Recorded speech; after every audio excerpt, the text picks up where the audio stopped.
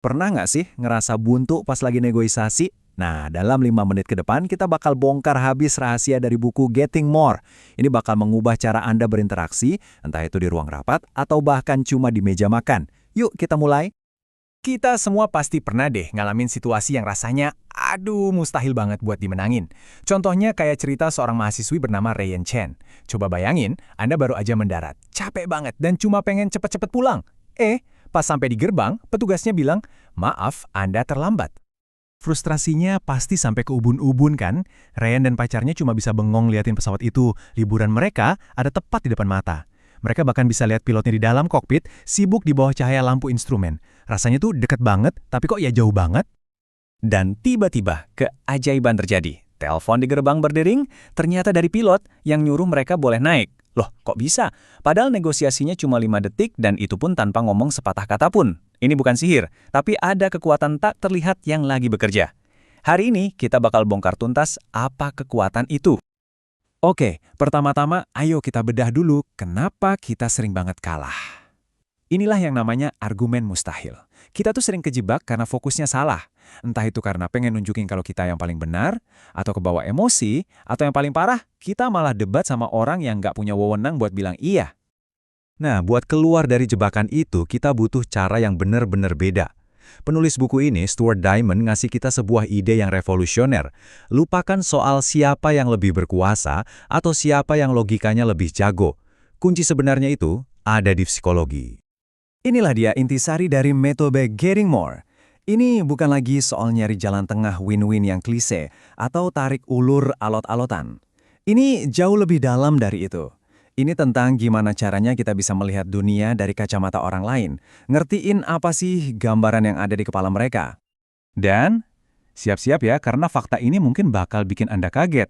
Banyak banget studi yang nunjukin kalau lebih dari 50% alasan orang akhirnya setuju itu karena faktor manusianya. Sesimpel, mereka saling suka dan percaya nggak satu sama lain. Sekarang, coba bandingkan sama ini.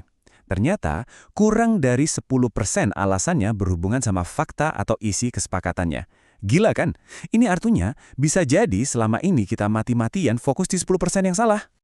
Jadi, kuncinya tuh di sini, berhenti maksa-maksa dengan agenda kita. Sebaliknya, coba deh mulai dari dunia mereka. Pahami dulu gambaran di kepala mereka, baru deh pelan-pelan ajak mereka buat lihat gambaran yang baru. Nah, disitulah proses persuasi yang sesungguhnya dimulai.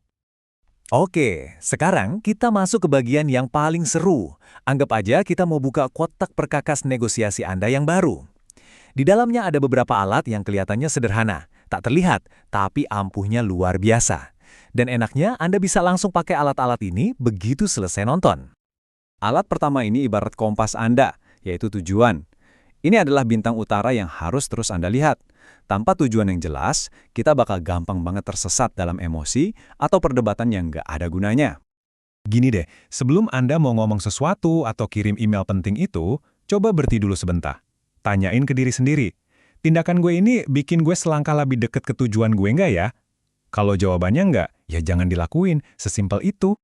Pernah nggak berhadapan sama orang yang kalau ditanya apa-apa jawabannya selalu, wah maaf ini sudah peraturan perusahaan, atau memang kebijakannya begitu. Nah, alat kedua ini adalah senjata rahasia Anda buat situasi kayak gitu.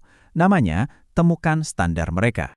Intinya, kita pakai aturan main mereka sendiri buat keuntungan kita. Ini bisa berupa kebijakan tertulis, janji yang pernah mereka ucapkan, atau bahkan nilai-nilai yang sering mereka bangga-banggakan. Biar saya kasih contoh favorit saya. Jadi, ada seorang pelanggan di butik mewah Hermes. Dia mau barang diskonannya dibungkus kado. Tapi kasirnya nolak. Bukannya marah-marah, dia malah dengan tenang nanya, "Oh, jadi Hermes sekarang kalau bungkus kado bayar $250 ya?" Cerdas banget kan?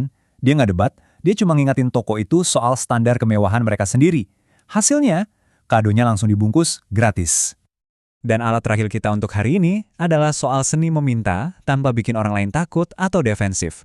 Seringkali permintaan kita yang terlalu besar dan mendadak itu justru bikin pintu tertutup rapat. Makanya kuncinya adalah lakukan secara bertahap. Anggap aja kita lagi ngajak orang naik tangga, bukan nyuruh mereka lompatin tembok. Dengan mecah permintaan besar jadi langkah-langkah kecil yang masuk akal, kita bikin orang lain jadi jauh lebih gampang buat bilang iya. Setiap iya yang kecil itu bakal ngebangun momentum menuju iya yang besar di akhir. Oke, kita udah punya semua peralatannya. Sekarang, ayo kita lihat seberapa jauh sih alat-alat ini bisa membawa kita.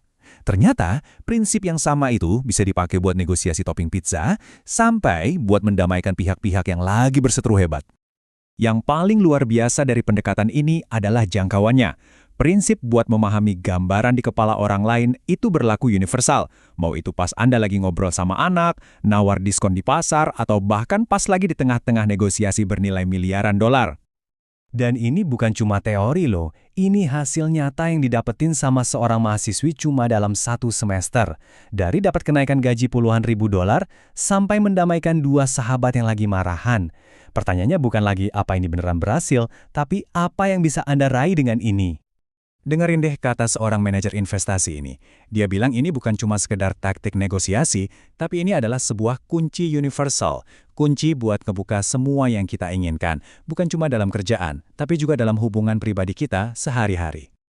Oke, kita sudah bongkar rahasianya, kita udah lihat peralatannya, dan kita juga udah saksikan hasilnya. Sekarang, bagian yang paling penting, gimana caranya semua ini bisa membuka dunia Anda?